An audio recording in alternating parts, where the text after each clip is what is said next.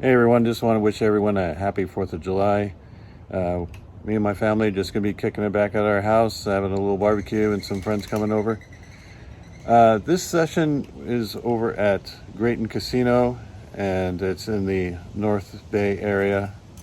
I've never been there before, but I do have some friends that are out there working, and one of the viewers mentioned that the games have been really good and they're having some special giveaway where they're basically handing out money to poker players and that I shouldn't miss it. So the plan is to leave my house around 10 in the morning, drive out there. It's about 2.5 hour drive, hop in the game, play for 6 hours, and then head back home in time to be with the family. Anyway, sit back, relax, enjoy. Here it comes. It's a 2.5 hour drive to Graton Casino. I called about 45 minutes before I arrived to get my name on the list. It is the first time I've been here at Graton. The poker room is having a promotion where they hand out $250 every hour to a random player seated in the poker room. So not many people are moving. They kind of just locking up their spots and things are going slow. I am number 7 on the list for the 3-5. Hopefully I can get there in there within an hour.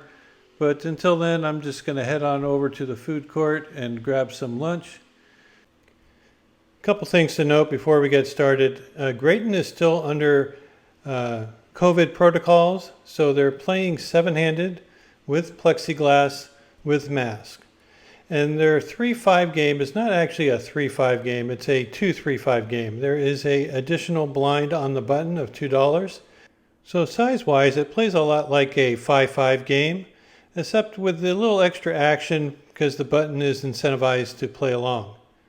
So I jump into the game with 500 in chips, play my very first hand. I don't even have my camera set up, so you're just going to have to take my word for it. This was the first hand. There's a middle position limper. We look at 8-7 suited, decide to raise to 20. Everybody folds back to the big blind who puts in the call, and so does the original limper. So we're headed 3 ways to a flop with $65 in the pot. Flop is pretty good for our range. It comes king, king, 5 with 2 clubs. It gets checked over to us and we decided this is an excellent chance to bet. I bet out $15. I know it's on the smaller size, but really, you don't really need to take a big stab at this one. A small size will get all the information you need. The big blind puts in a quick fold and now gets to the original limper. And he does what I expected him to do. He decided to play back at me and put in a raise, makes it 50. So I was prepared for this. I was watching him and studying him. And even though this is the first hand I've ever played with him, he reminds me of another player that I played with that played in a similar manner. So we're not folding, we're not calling, we're raising. And I can tell you it's because we have a backdoor straight draw or backdoor flush draw or 2 overcards to the 5. But that's all BS. I'm just playing back at him just because I don't think he's strong at all. So I spent about 10 seconds figuring out the proper size. I wanted this to look like it's a value type of raise. So I make it 135. He goes into the tank, flashes his cards to the player next to him, and just lets it go.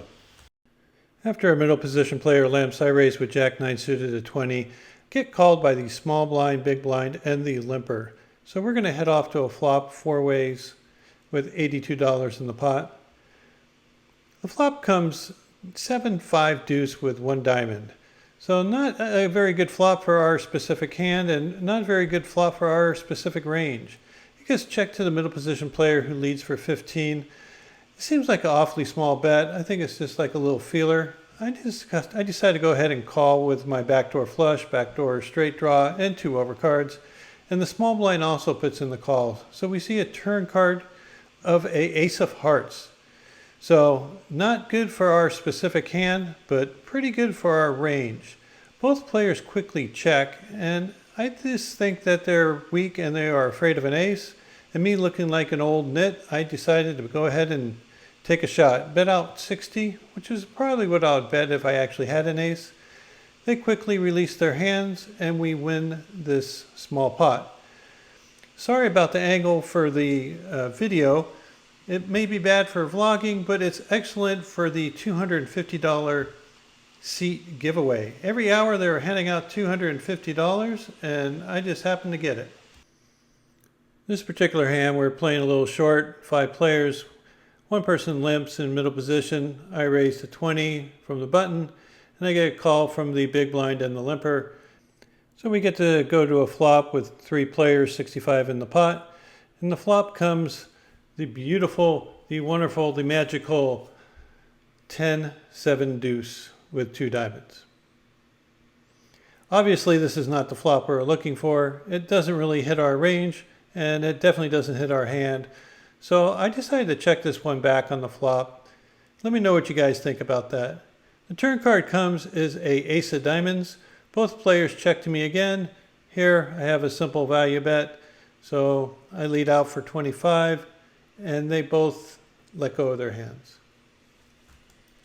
So on this next hand, there is a $10 straddle. So there's already $20 in the pot.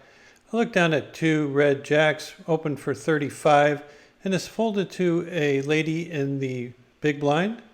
She doesn't seem too experienced, and she puts in the call for the 35, and now it's to the person who has the straddle. He also puts in the call, and we go 3 ways to a flop with 110 in the pot.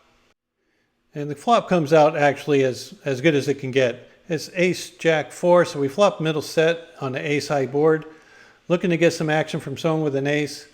Both players checked me. I'm going to put out a C bet here of $45. It's about 40% of the pot, and I'm hoping that one of them has an ace. If they don't, oh well, but let's see what happens. Player in the big blind looks down at their cards, puts them down, then goes back and looks at them again, and then puts in the call. I've seen this before, this type of move, and usually it indicates that they do have a top pair type of hand. The player who was in the straddle puts in the fold, and we head to the turn heads up. Turn card comes is a 7 of clubs, which is pretty darn good. The only real concern I have is that someone might have the ace of clubs and now picked up some sort of backdoor flush draw.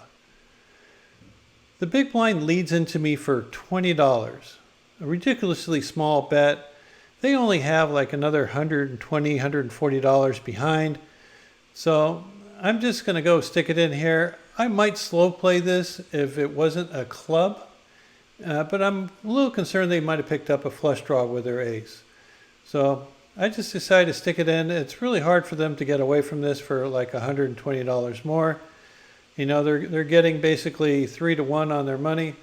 And they actually go into the tank and spent, I don't know, maybe about 20, 30 seconds thinking about it. Kept on looking back at their hand, started looking at their chips, fiddling around for a bit before finally they decide to put in the call for the rest of their stack, which, as I said again, it was only about $120 or so. I turn over my hand and show my set of jacks. This is the first and only time I showed my cards all day long. We watched the run out come clean with an 8. They ended up showing ace 7, so they turned 2 pair and they paid us off with our set. The very next hand I looked down at 2 9s and opened for a raise to 15. The player who went bust last hand is in the process of buying some chips and doesn't want to put any money or verbalize what they're going to do until their chips are there. So the whole table is sitting there waiting until they get some chips in front of them, and they ended up making the call.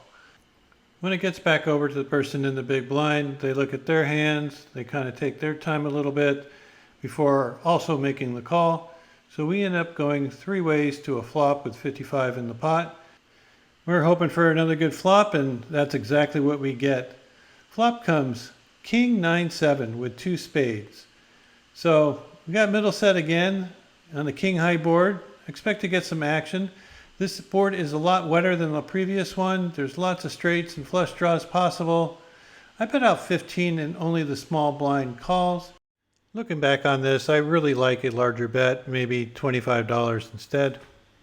And we go heads up to a turn of the ace of spades. This is probably one of the worst cards that can come up. Not only does it bring in the front door flush, but it also puts up a scare card for anyone that might have been calling with a hand like King, Queen, King, Jack, King 10. So it looks like we're going to be losing some action with this card, but that's okay as long as we don't lose the pot. I ended up putting out a bet for $40, and the big blind thinks for a moment before letting it go. It's time to head on home, so this has to be the longest quick session I ever had. Thanks for watching, guys. We did book a little win. It's nice to get some money back for after that last session we had at Capital where we ended up losing $1,500. We only played for a couple hours, but it was a very long day. 2.5 hours to drive out there, 4 hours of wait time, a couple hours of play, and a 2.5 hour drive back home. So I was done. I only set aside 6 hours worth of play time, and being on the wait list for 4 hours definitely cut into that. Anyway, the game was overall very good. I didn't feel like the competition was as tough as I expected. The 3 blind structure definitely promoted more action. And I think the fact that people really didn't know who I was played to my advantage. I kind of used my my appearance and my my table image to take advantage of some spots, and it worked out.